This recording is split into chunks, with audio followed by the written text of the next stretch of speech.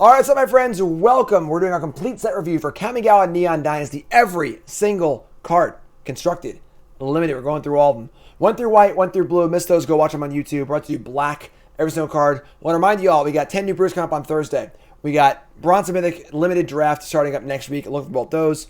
Article on CoolStuffInc.com. Look for that. And the Pile Driver pre-release. I do a thing every new set in my Discord for all my subscribers and YouTube members. Free tournament. It's a pre-release, 4 rounds, lots of fun, free to play, with prizes, cool stuff and gift cards, and so on and so forth. Look for that in Discord. Let's get going here. All right. Rocking and rolling with black. Kamigawa Neon Dynasty. Our first card here is Assassin's Ink. The art in this set is really cool. I just gotta say, really, really cool. Black 2 instant. Destroy target creature or planeswalker. Costs 1 less to cast for an artifact. If you have one less to cast, if you control an enchantment. Great limited card. Like Snap first pick and limited. Even a 4-mana instinct speed kill anything is a really, really good card. And if it costs less, great.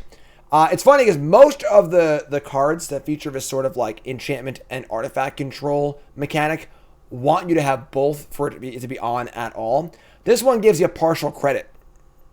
So it's only an artifact in play or only an enchantment in play. This is Hero's Downfall. And then, of course, both in play. Black to kill, I mean, is pretty good.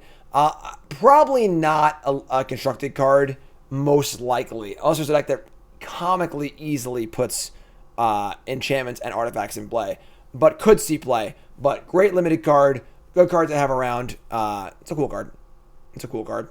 Up next is Biting Palm Ninja. Wait, what? Already? Biting Palm Ninja. I'm not completely sure about this one because I do think that the ninja mechanic is a little overrated. But this card's really solid. 3 mana for a 3/3. Has Ninjutsu 3, which means you can return an untapped or unblocked attacker to your hand and put this in instead. So we'll always get through. And it ETPs with a menace counter. Whenever it deals combat damage to a player, you may remove a menace counter from it. When you do, that player reveals their hand, choose a card in their hand, a non-land card, and then exile it. So when you hit them, you get to better than Thoughtseize because you exile the card. And of course, you can hit them 2 ways. You can ninja and hit them, which gets the card. Or you can just cast this as a menace creature and just attack them on turn 4 with it, which is also very, very reasonable. This card's good. This card's good. It's an insane limited card, obviously, because it's just a well-costed creature with counters and abilities and so on and so forth. But I think this card's pretty solid. I think if it's going to be a ninja deck, this deck will be a centerpiece of it. One of the problems with the ninja stuff is that you're definitely pushing yourself back on tempo a little bit as you are bouncing a thing that you have to put a new thing in. But thought seizing them is kind of like a good consolation for that because like their next best play won't happen. Solid card. Triggers modified. Super solid card. I like it. I like it a lot. Best in show. No card really jumped out at me in black. This one's a little more mundane, but solid card for sure. Solid card for sure. And again, first pick limited bomb. Absolutely. Absolutely. Up next is Blade of the Ani, a mythic reconfigure equipment here. Equipment Demon, 2 mana for a 3/1 menace, which is pretty good, honestly. It's a fine rate. And then equipped creature has menace. Sorry, equipped creature has base power and toughness 5/5, has menace, and is black and a demon, in addition to other colors and types. Reconfigure for 4. So this card's fine. I mean, on rate by itself, it's reasonable enough as a 3/1 menace for 2. Not good, but reasonable. Does get wrecked by Spikefield Hazard. Important thing to note. But the reconfigure ability, it's like okay. You can put this onto a creature and make it a 5/5. That's like pretty expensive and clunky. This feels like a really good draft card. But yeah, Blowout Blade's a good way to put it. Where you're gonna try to equip it, there's a kill it response. Because don't forget, if you go to equip this into a 4/4, they can shock this in response, and it won't equip because they can kill this anyway. So definitely some major concerns here getting blown out. So great limited card. Probably not gonna see play constructed, but kind of a cool card. Up next is Chain Flail Centipede. Again, really cool art. The meta for a 2/2. This is also an equipment insect. Whenever it or the equipped creature attacks, it gets +2/+0 to end of turn. This is a 4/2 attacker, or it is it's just 2/2 on defense. This is like your limited filler card. You know, it's an okay attacker, not a great blocker. can help push things through, sort of. Can help trigger your modified stuff, but pretty mopey card overall. Pretty mopey card overall. Up next is Clawing Torment. 1 mana for an aura. Enchant artifact creature. As long as enchanted permanent is a creature, it's -1/-1 and can't block. Enchanted permanent has, at the beginning of your upkeep, you lose 1 life. This card's solid. Solid-ish. If you're an aggressive deck, this card's super solid. Play this in their blocker. It shrinks it. They take damage. You don't care if they attack you with it. So much more of a card for aggro decks than otherwise. But if you're playing an aggressive deck in limited, this card's a pretty solid card, honestly. Pretty solid card. Removes a blocker. Drains them for some life. Solid limited card for aggressive decks. If you're not aggressive, not so good. Constructed, not really. But cool card. Cool card for sure. Up next is Debt to the Kami. 3 mana for an instant. Choose one. Target opponent exiles a creature they control, or target opponent exiles an enchantment they control. So once again, we see this very narrow black enchantment removal. Possibly a card that could see play constructed. We've seen weirder cards see play before. Farika's Libation to kill Heliod and stuff like that. But very, very narrow, weak card. Just not a very exciting card. If it has a unique, narrow role in constructed to play, it could see play, but wouldn't want to play this in limited, really. Just a pretty unexciting card. Dockside Chef is next, and this card's good. 1 black enchantment creature, human citizen. So 1/2 for 1. That second toughness is pretty good. And then 2 mana, sack an artifact creature, draw a card. This card's quite good. Very, very cheap, very, very efficient. There's obviously tons of awesome stuff happening with like sacrifice stuff right now. You know, Eye Twitch, and Shambling Ghast, and Meat Oak Massacre. You can sacrifice itself. Very, very, very solid card. Could have been best in show, maybe. I think it's a very, very simple card, but just good. Good 1-drops are great, and this is definitely a super solid 1-drop. I like it. Insanely good card in limited. Just turns all your crap into the card. I guess not insanely good because there are no bloods and stuff like that, but finding things sacrificed like blood and stuff is really, really cool. So cool card. Like it a lot. Up next is Dakuchi Shadow Walker. This is a 6 mana 5/5 with Ninjutsu 4. This card is not good. The more expensive Ninjutsu cards just aren't very exciting. They get that one big hit in, but they're just kind of clunky.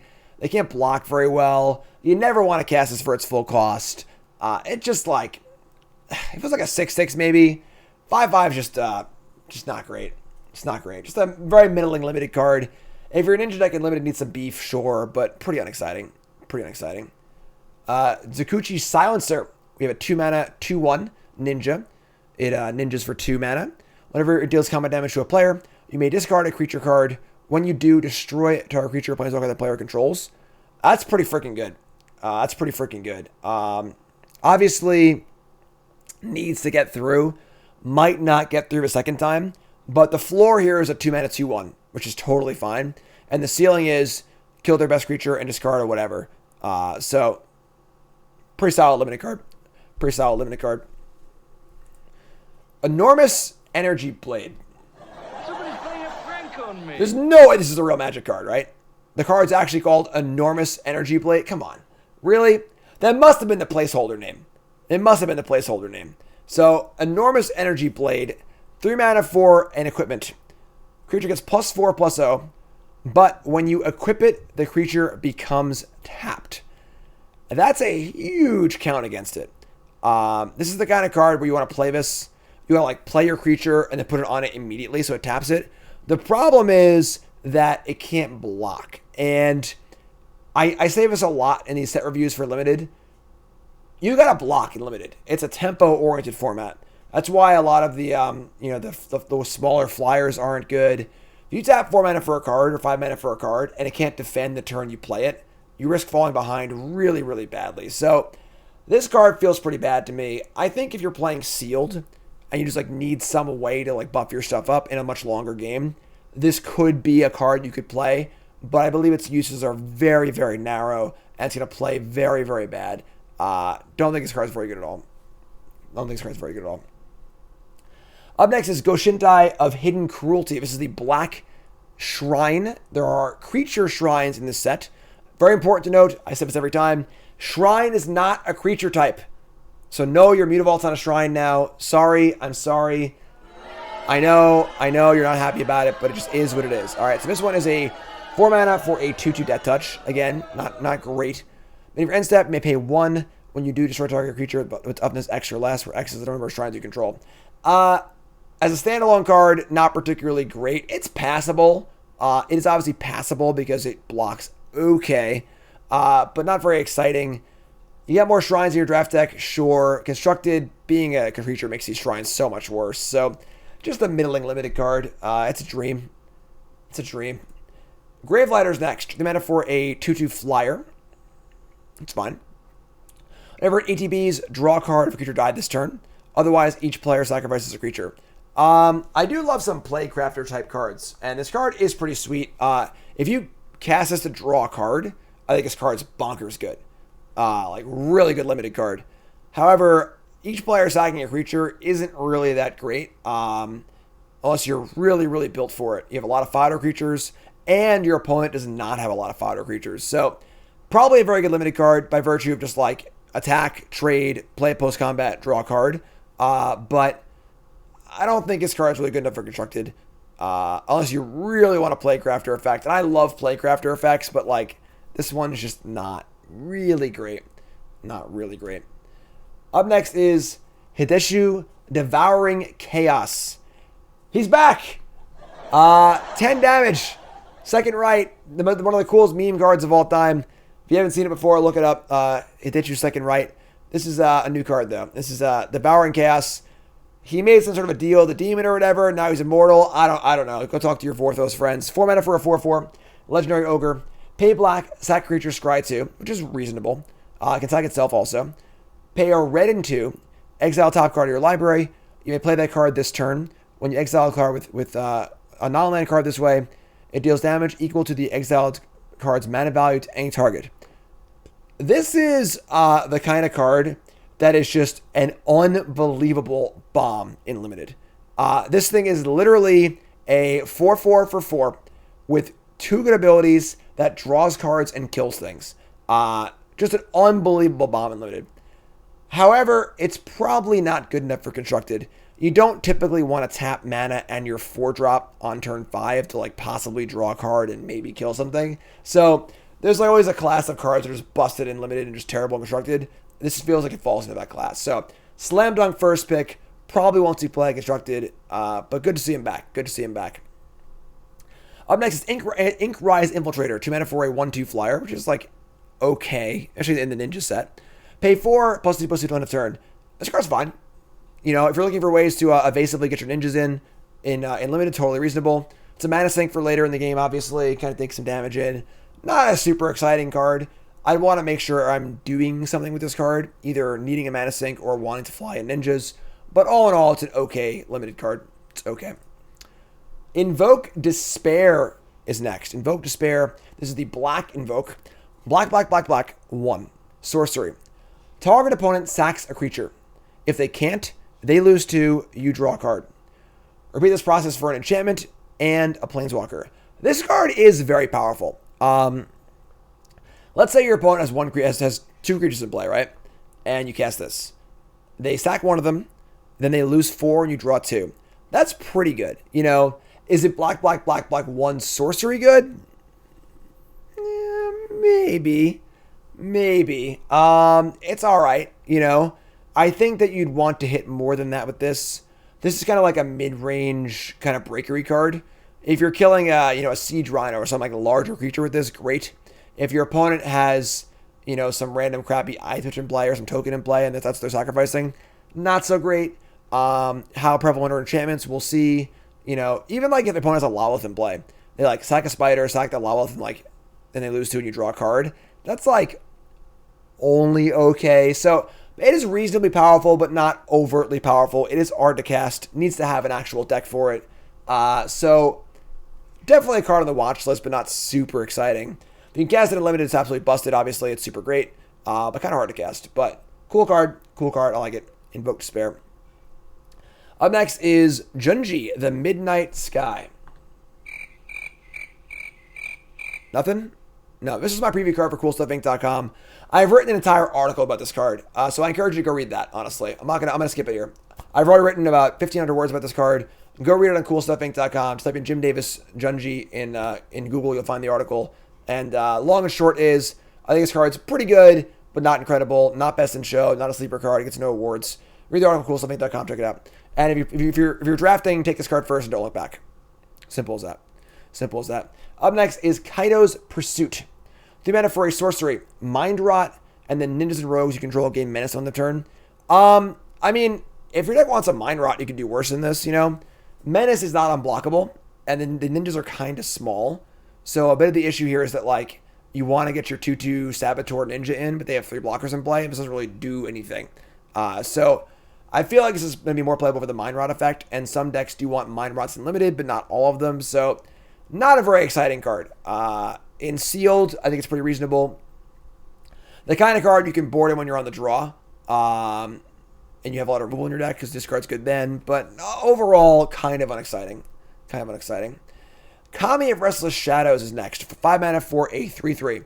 When it ETBs, choose a ninja or rogue in your graveyard, return it to your hand, or put a creature card in your graveyard on top of your library. If you're playing a lot of ninjas and a lot of rogues in your deck, this card's great. This is a 5 mana Gravedigger, which is awesome. Super, super good. If you're not getting back a ninja or a rogue here, this card's not so good. Because you are going to be returning a thing at the top of your library. That's not card advantage. That's just only okay. Late in the game, if you're able to ninja this back to your hand and cast it again, that's totally insane. So I would say this is going to be a top flight common in your ninja decks. Super solid card. Blocks pretty well. Like it a lot. Like it a lot. Great draft card for your ninja and rogue decks. Kami of Terrible Secrets. This just feels like an old school Kamigawa card. I like it. 4 mana for a 3/4, which is fine. When it ETBs, if you control an artifact and an enchantment, you draw a card and you gain 1 life. So once again, we see this trigger on artifact and enchantment thing. If this thing triggers, you are way ahead on rate. A card, a life, and a 3/4 for 4 is awesome. You have very creepy art. Like it a lot. If you miss, a 3/4 for 4 is not the end of the world. You know, it's not that bad. It blocks decently well. Obviously, you can ninja this back and do it again, which is kind of cool. But if I'm playing this card in my draft deck, I want to make sure I'm going to be able to be triggering it, which might not be super easy. Therefore, probably not a super high pick, but a reasonable payoff if you're playing the enchantments and artifacts. Leech Gauntlets next. 2/2 for a 2/2 lifelink. 2 mana for a 2/2 lifelink. And then it can put onto a creature to give it lifelink. Great limited card. Great limited card. Lifelink, perennially one of the most underrated mechanics in limited. It's so good. Limited's so tempo oriented. It's just so freaking good. And the fact that this can be a 2-drop early, you can attack and block and trade. And then later in the game, if you're a little flooded, you put on a 6/6 and just go to town.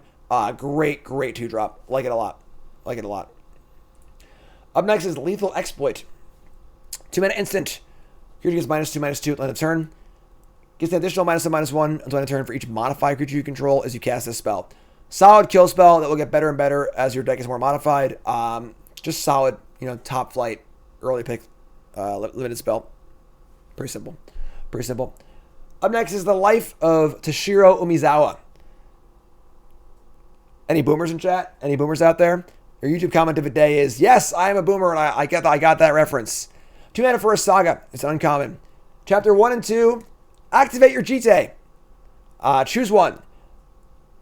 +2/+2 to a creature, -1 to a creature, or you gain 2 life. Now, important to note, what made Jite so good is that it was instant speed. So, sorcery +2/+2, not as good, and so on and so forth, but still reasonable. Can kill a 1/1, can gain some life. Reasonable. And it's cheap, costs 2. Flips over to the Memory of Teshira, which is a 2/3 creature that can tap to pay a life to add a black. And its mana can only be spent to cast an instant or sorcery. I have no idea why this card is black. I don't understand. No idea. Usually instant sorcery stuff is for blue. Obviously adding mana is more of a green ability. I don't know. But the card's reasonable. 2 mana for some pumps, some life, and then a 2/3 is certainly passable. Certainly passable. So fine card limited. Constructed, no, but fine card limited. Long Reach of the Night. That's a pretty freaking cool card name and some pretty insanely awesome art. Long Reach of the Night is an uncommon saga, 4 mana. Chapter 1 and 2, each opponent sacks a creature unless they discard a card. So we have a 2-for-1 to start. Sack a creature or discard a card. The problem, of course, is they get to choose what they want to do. And that's not necessarily as good. So after 2 turns, we get to see Animus of Night's Reach. Again, more really, really cool art. It's an 0/4 menace that has plus, whenever it attacks, gets plus X plus O.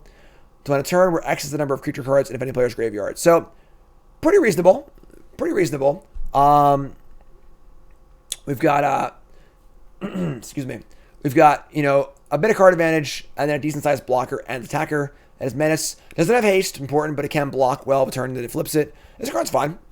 This card's fine. It's slow, but fine. Not a card I want to rely on, but if the game's going to be a little grindy, this card seems great.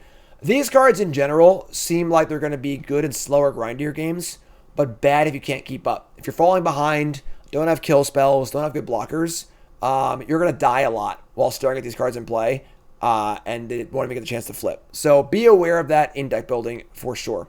Be aware of that in deck building for sure, but a cool limited card. Up next is Malicious Malfunction, black, 1 sorcery. -2/-2, exile creatures that would die. This is just a Cry of the Carnarium. Always sees playing constructed. Very, very solid constructed card, sideboard card. For limited, it's fine. It's okay. It's not amazing, but it's okay. And you've seen this card before. The Black March of Wretched Sorrow, black X, instant. Deals X damage to our creature or planeswalker, and you gain X life. That's pretty good. And you can pitch black cards to make it cost less. So far, this is the best of these. The white one was my trap card. I think it's very overrated. Miss White, go watch it on YouTube. But this card's super solid. Obviously insane and limited. Absolutely insane and limited. And then constructed, I played, what was it called? The black card, black and X in like Theros. It was like -X against some life. That card was good. That card was fine. It wasn't amazing. But adding some life gain to your control deck is pretty sweet. It's uncapped. And then having the ability if you're behind early to just like pitch a random black card, kill a big thing, gain some life. Airboast Intervention, that's correct. It's pretty good. I think this card's pretty good. I like this card a lot. I think this card's super solid. Not a card you're slamming 4 of, but a very reasonable card for sure. Life gain, well welcome. Super solid card. Super solid card. Up next is Mukha Ambusher. This is a 4-mana 3/2 with Ninja and Lifelink. It's fine. It's fine. Not super exciting. Not a great body, but Lifelink is really good. Just an okay limited card. Mukha Soul Ripper is next. 2 mana for a 4/3 vehicle. Whenever it attacks, you may sacrifice another creature or artifact. If you do, put a counter on it, and it gains Menace Crew 2. This card is pretty chunky for 2 mana. There's obviously a lot of cool sacrifice stuff in black already. Eye Twitch, Shambling Ghast, Jadar, etc., etc. The fact that the Jadar tokens can crew this is really cool.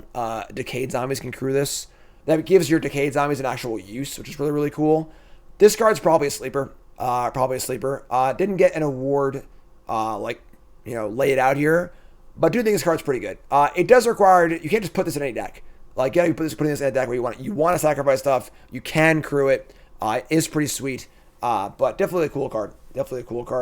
I don't recall what I chose for sleeper, but it could have been this card for sure. My sleeper's good. But cool card. Very, very cool card. Limited. It's funny. I think it's almost a little worse in limited because you don't often want to sacrifice things. But it's still a reasonably sized card to be totally reasonable. So good limited card. Possibly very good constructed card. Cool card. Up next is Nashi, Moon Sage's Scion. It's a trap. Our trap card. It's mythic. It's got a lot of words on it, but it ain't so good. Black 1 for a 3/2. Whenever it deals combat damage to a player, exile a top card of each player's library. Until end of turn, you may play one of those cards. If you cast a spell this way, pay life equals the mana value rather than paying the mana cost. All right, so the ninjutsu cost here is 4. So we need to be able to attack with an unblocked creature on turn 4 safely. Then we need to ninja this. Then this thing needs to not die and us get totally blown out. Because you spend 4 mana to bounce your own creature and they kill this creature, that's a blowout. Then when it actually hits your opponent, you need to reveal a relevant card from the top of one of your libraries you actually want to cast, it will affect the game. Then, if you miss, now you have this random 3-2 in play with no evasive abilities, and you want to try again, it's just not very good. It's a cute card. It can be a powerful card. Yes, you play this in Commander, hit the Emrakul, woo, you're having a party. But as far as competitive constructed goes, this card is not good at all. I would say almost completely unplayable. Just not good. Too much variance, too hard to get through, and then you just don't know if what you're getting is going to be good. If it was search their library for a card and cast it, and the payoff was good enough, but the problem here is the floor is super low, and the ceiling is like, it could be anywhere. It's not super great. So, not a great card. In Limited, it's obviously great. It's just a very, very solid card. Emrakul's banned in Commander. Are both Emrakul's banned? Emrakul's, Watcher or whatever? Huh? God, you can Twitch chat. Some days I can't believe you all. All right, so, not the bad one, the Promised End. That card's banned, and Emrakul Aeon Storm was never banned. Just saying. So, this card sucks, whatever. Moving on to our next card here. In Nezumi Blade Blesser. Alright, Nezumi Blade Blesser. We have a 3-mana, 3-2, common. Has Death Touch if you control an artifact. Has Menace if you control an enchantment. This is like a solid common. I mean, if you're completing the task here, having both these in play, 3-2 Menace Death Touch is really, really good for 3. And honestly, the important one here is Death Touch, so it can always trade up, which is pretty good. Solid, if somewhat unexciting draft common. Could be really good, though. Just like a solid card. I wouldn't take it high, but again, hard to tell exactly how hard it will be to get an artifact and enchantment in play. We'll see. Up next is the Zoomy Prowler. 2 mana for a 3-1, which is a decent rate. It's a rat ninja. It ninjas for 2. When it ETBs, a creature you control gains Death Touch and Lifelink until end of turn. That's pretty sweet, actually. Cool combat trick. So you pop this in, hit the thing that's blocked, make it Death Touch, super cool, gain some life. Very solid limited card. Artifact, cheap, super, super solid limited card. Constructed, probably not, but super solid limited card. Up next is Okiba Reckoner Raid. 1 mana common saga. That's cool. Chapter 1 and 2, drain for 1. Chapter 3, you get Nezumi Road Captain. 2/2 menace. Vehicles you control have menace. I kind of like this card, honestly. Like, not having haste kind of sucks, but it's cheap. It's pretty cool with ninjas, because you can just, like, attack with it. It's got menace, flip it over, play it again. I think this card is, like, sneakier than it looks. I know it looks a little mopey, but I think this is going to be a pretty good draft common. And probably not there for constructed, but it's pretty cool. Again, being cheap is very important here. Being able to crew vehicles right away is also important, too. This is a sneaky one. I like this card. Up next is Okiba Salvage. 5 mana for sorcery. Return a creature or a vehicle card. You're going to get rid of the battlefield. Then put 2 counters on it if you control an artifact and an enchantment. So obviously you return a vehicle or use an enchantment. These cards are just kind of clunky. I mean, limited, this is like obviously like an okay card. 5 mana Zombify is not very good constructed. Just whatever. Reckoner Shakedown is next. 3 mana for a sorcery. Opponent reveals their hand. You may choose a non-land card from it. If you do, that player discards that card. If you don't, put 2 counters on a creature or vehicle you control. Kind of cute in limited because you have the issue with cards like this where you cast the card, their hand sucks, and you're just like, oh man. But this can pump your creature up. It can modify your creature. Still not very good. But a passive limited card. They got a bomb, you can board it in. If you're dying for modifications, etc., etc. It's just... Thanks for the resub, Boz. Just okay. Reckoner's Bargain. 2 mana instant. Additional cost to play the spell, sacrifice artifact or creature. Gain life to sacrifice permanent mana value, draw 2 cards. As long as Deadly Dispute's legal, this card will not see any play at all. But it's alright. But Deadly Dispute makes this card look like a joke, so not very exciting. And then limited, there aren't exactly treasures and bloods flying around everywhere in limited in the set. This card's probably going to be a little worse than it looks. Just to be aware of that. Return to action. 2 mana instant. On a turn, creature gains plus +1/+0 and lifelink. And when this creature dies, return it to the battlefield tapped on its own control. It's just not a bad trick, honestly. It's not a bad trick at all. The lifelinks that makes this card pretty sweet because when you're racing, gaining 4 or 5 life is awesome. This is a passable trick. Not a card you take high at all. It's kind of card you get like late in the draft. You play one up and you're kind of okay with it. It's your passable living trick. Soul Transfer is next. Black, 1 sorcery. Choose one. If you control an artifact and an enchantment, as you cast this spell, you may choose both. Exile creature or planeswalker. Return creature or planeswalker from your graveyard to your hand. So, for limited, obviously this card is great because Hero's Downfall is a top pick. For constructive, this is a sorcery speed Hero's Downfall. It does exile, which is going to be very relevant with the dragons in play. But returning a creature or planeswalker is not going to be as necessary probably. Also, got to have an artifact and an enchantment. So, you got to have an artifact and an enchantment and a creature or planeswalker in your graveyard. So, that's a lot. That's a lot for constructed. But exiling Hero's Downfall, could be a niche effect that's wanted because exile can be important with the dragons. First pick limited card. Fringe constructed playable card. Ribbit. Just another Frog Monday. We got the Toad Rider here. 3 mana for a 3/3 legend, Human Ninja. Whenever you cast an enchantment spell, if you don't control a creature named Kemi, create Kemi, a legendary 3/3 black and green frog with whenever you cast an enchantment, each opponent loses 1 and you gain 1. Okay. Pay a colorless and a blue or green. This card and target frog you control can't be blocked this turn except by creatures with flying and or reach.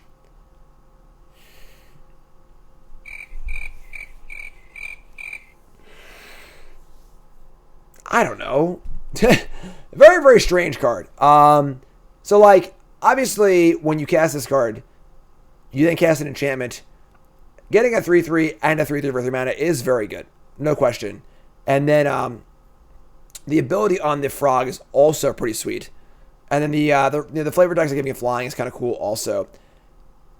Don't know what deck wants this card. Is there going to be a black enchantment deck? I don't know. So as far as like raw rate goes here, this is certainly a reasonable constructed card. Sagas and so on and so forth could trigger this. Yeah. That being said, don't know where it goes. If it finds a home, the rate is definitely there. This is a bonkers limited card, obviously. It's got a frog. I don't know. This into Binding. That's very good. Binding the Old God's still legal. That's a very good curve with this card. This card will probably see some play. It's cool. It's a cool card. Up next is Tribute to Hirobi. Here's our sleeper, folks.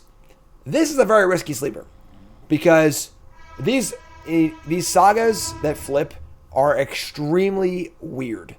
And without playing with them, it's kind of hard to parse exactly how good they are. This card also gives your opponent resources. They get a rat, then they get a rat, then you flip. So what could be so good that giving them 2 rats is worth 2 mana? The backside is Echo of Death's Wail. You get a 3/3 flying haste. When it ETBs, you gain control of all rat tokens, so you get your rats back again. Whenever there's attacks, you may sacrifice a creature. If you do, draw a card. The backside of this is really good. A 3/3 haste that whenever it attacks, you sack a creature and draw a card is quite good. So I think on raw rate, this card is pretty freaking awesome. As long as your deck doesn't mind not attacking into the rats and can't really get punished by the rats attacking you, you get to go into your turn 4 with 2 1/1s and a 3/3 for 2 mana, which is very, very good. One's got haste. It's got good abilities. That's great. However, the problem with this card is cards like Deadly Dispute. So you play this card, they make a rat, they sack it to Deadly Dispute. You feel kind of bad about things. So I will say that the downside of this card is more so based on the cards people are playing in the format than the card itself. The card itself is definitely good. Man, jeez, what's going on here? The card itself is definitely quite good on rate. It's a pretty fun card, pretty exciting card. It's a cool card. But the black-white deck and the black deck that is basically sacrificing things is pretty good and pretty good against this. So we'll see. We'll see. Might take some time for this card to catch on, but I do think this card's a good sleeper. I think it's very, very powerful. Super, super cool card. I like it. And of course, if your opponent's playing Rat Tribal, Game. there you go. Blouse. Steal all their stuff. Steal all their... There are shapeshifters also, but pretty cool. Pretty cool card. That's my sleeper. In limited, I think same rules apply. If you can deal with not attacking for a turn or two, this card's quite good. This card's quite good. Moving on to Twisted Embrace. Black, black 2. Enchantment Aura. Enchant artifact or creature you control.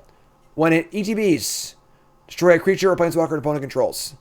As long as the enchanted permanent is a creature, it gets +1/+1. This card is your top flight common in this set. 4 mana kill a creature. Sorcery speed is like the baseline for like your removal spell. However, this also pumps a creature and modifies the creature for your modify stuff. Just, first pick common, probably the best black common. Super, super good limited card. Simple as that. No real analysis needed beyond that. Underrated City Scroungers next. The mana for a 1/4. You can tap, make a treasure if a creature died this turn. Card's pretty good. Card's pretty good. It's a good blocker. And then they attack, you make some trades, and then just make a token. Card's fine. Card's fine. Kind of a cool card. Cool limited card. Unforgiving 1. 3 mana for a 2/3 menace. Whenever it attacks, return a creature card with mana value X or less from your graveyard to the battlefield, where X is the number of modified creatures you control. So, by itself, this is a 2/3 menace for 3, which isn't honestly the worst. It's okay. And then if you're able to modify some stuff, this is a pretty good payoff that will return creatures to the to play, which is awesome. Very, very archetype specific card and limited. Could be mediocre, could be pretty good. Could be pretty good. Virus Beetle. Ravenous Rats is for a new age here. For a new age. 1 mana or 2 mana for a 1/1 comes into play. Opponent discards a card. Obviously very good with ninjas. You get to bounce it and play it again. That was a thing back 1,000 years ago. I was there, Gandalf. I was there 3,000 years ago when people were bouncing Ravenous Rats to Ninja VD powers, all right? So, cool card, cool card. Not overtly powerful, but synergy-wise, pretty cool. Rip Burglar Rat. Rip Burglar Rat. You're already dead. 1 black instant. Destroy a creature that's dealt damage this turn. Draw a card. This card's fine in limited. You trade up here, and you draw cards. You don't waste the card. Just like an okay limited card. It's fine. I think if you're playing a lot of tokens or things like that, it's pretty cool. And then also kind of a wombo combo. You shock their thing and then kill it with this. Just like an okay draft card. That's black, folks. Whoo boy, we're rocking and rolling here. Write us up next. YouTube folks, love you. Like, comment, subscribe. Let me know what your best in show is in the YouTube comments. All right, and I love you all. Thanks, YouTube. Appreciate it. I'll see you in the next video.